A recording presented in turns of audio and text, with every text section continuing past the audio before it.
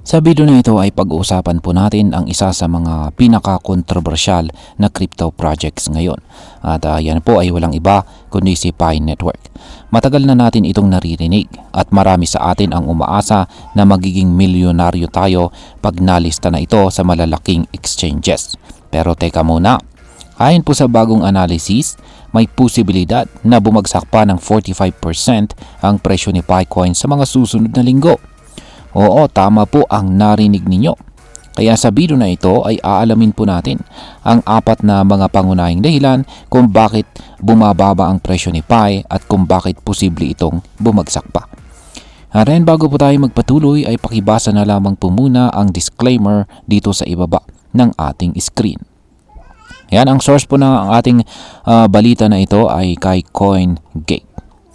Ngayon ay umpisan na po natin sa pinakaunang pangunahing dahilan kung bakit bumabagsak ang presyo ni Pi. At yan po ay ang technical pattern na pinapakita ni Picoin ngayon na isang bearish pennant pattern.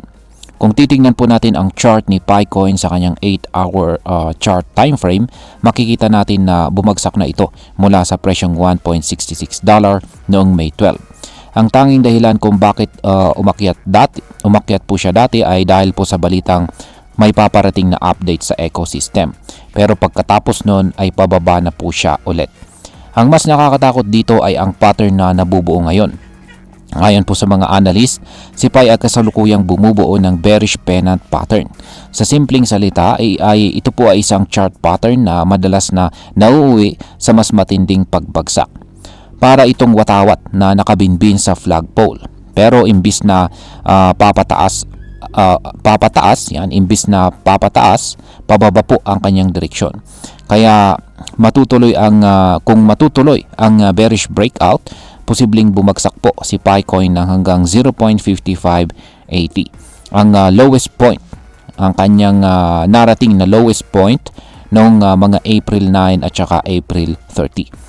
Pero kung pagbabagsak palalo, baka umabot siya sa 0.40 kung saan ay 45% ang kanyang ibababa mula po sa kanyang kasalukuyang presyo ngayon.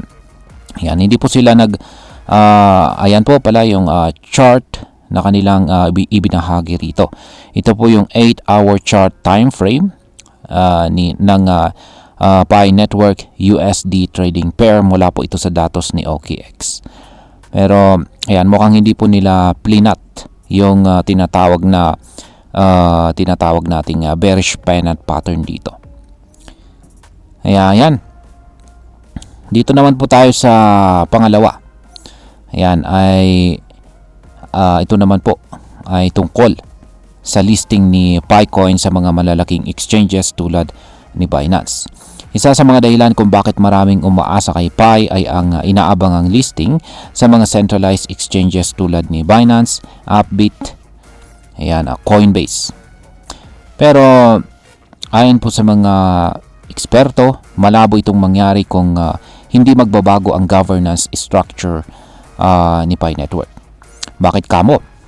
Dahil masyadong centralized itong si Pi. Ang Pi Foundation na siyang nangangasiwa sa project ay hawak ang napakaraming tokens. Mahigit 72.7 billion Picoins ang kanilang hawak. At ang mas nakakagulat ay ito ay nakalagay po sa 7 wallets na hindi pa audited. May hawak pa silang tokens sa libu-libong wallets na hindi rin malinaw kung sino ang may control. Ngayon isipin mo kung sakaling may nangyaring hindi maganda, halimbawa ay ibinenta ng foundation ang maraming tokens o kaya naman ay nahack ang mga wallets, pwedeng bumagsak po bigla ang presyo. Kaya ang mga malalaking exchanges ay nagiging maingat sa paglista ng mga crypto na ganito po ka-centralized. Delikado kasi ito para sa mga investors. Yan, dito po tayo sa pangatlo. Yan, ang token unlocks naman ni Pi Network. Isa pa sa mga malaking dahilan kung bakit posibleng bumaba itong si Picoin ay ang tinatawag na token unlocks. Ayon po sa datos ay mag-a-unlock itong si Pi ng 271.18 million na tokens sa loob ng susunod na 30 days. Ibig sabihin ay mahigit 9 million na Pi coins kada araw ang nadadagdag sa supply. At kung susumahin natin sa loob ng isang taon, mahigit 1.49 billion tokens pa ang maa-unlock. Tandaan natin na may maximum supply na 100 billion si Pi at sa ngayon ay nasa 7.9 billion pa lang ang nasa sirkulasyon. Ibig sabihin ay lalaki pa ng husto ang supply nito. Ngayon sa crypto, kapag tumataas po ang supply pero mababa ang demand, bumababa po ang presyo. At sa sitwasyon ngayon ni Pi na wala pang listing at marami pa ring duda ang mga tao, walang kasiguraduhan na may sapat na demand para balansehin ang sobrang dami ng bagong tokens. Yan, dito na po tayo sa panghuli or pang-apat. At ito naman po ay tungkol sa pagiging ghost chain daw nitong si Pi. Yan, totoo bang isa na po siyang ghost chain? Narinig mo na ba ang term na ghost chain? Ito ay isang blockchain na wala pong aktibong development o walang tunay na gamit. Ayon sa ulat, kahit pa may sinasabing 100 apps daw sa mainnet ni Pi, karamihan dito ay hindi naman naging popular. May balita na magpopondo raw ang Pi network ng $100 million para sa mga bagong projects. Pero sa ngayon, wala pang konkretong resulta. Sa madaling salita ay wala pang solid na dahilan para gamitin ang Pi coin. Kaya marami ang nagdududa kung may utility ba talaga ito. Kapag wala pong developers na gumagawa ng mga useful na dApps o decentralized apps at kung walang real-world usage ang isang crypto, madalas itong maiiwan sa limot. Ibig sabihin ay baka hindi na ito tumaas pa. Ngayon ay pag-usapan na po natin ang posibleng maging epekto nito para sa atin bilang mga Pinoy crypto traders at investors ni Pi Network. Para sa atin bilang mga Pinoy na umaasa kay Picoin, mahalagang maingat po tayo at maging realistic. Marami po sa atin ang nagmina ng Pi gamit ang cellphone noon. Iniisip na balang araw pwede natin itong pagkakitaan ng malaki. Pero base sa mga datos ngayon, mukhang hindi pa ito handa para sa major exchanges at maaring bumagsak pa ang kanyang presyo. Kung hawak mo pa rin ang iyong Pi coins, maiging huwag munang umasa ng instant kita. Mahalaga ring mag-research ka pa ng mas malalim at huwag pong basta-basta maniwala sa hype sa social media. Tandaan mo, sa crypto, ang timing at impormasyon ay lahat. Bilang panghuli, ang masasabi ko naman tungkol dito ay sa totoo lang ay interesting ang concept ng Pi Network.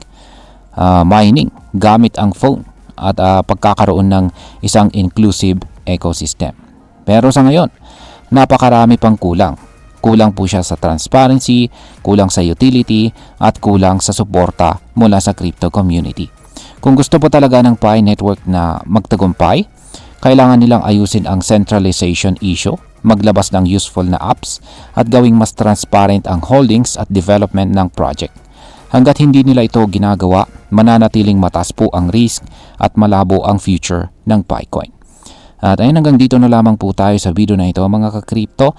Marami pong salamat sa panonood. Ingat po tayo lagi at God bless po sa ating lahat.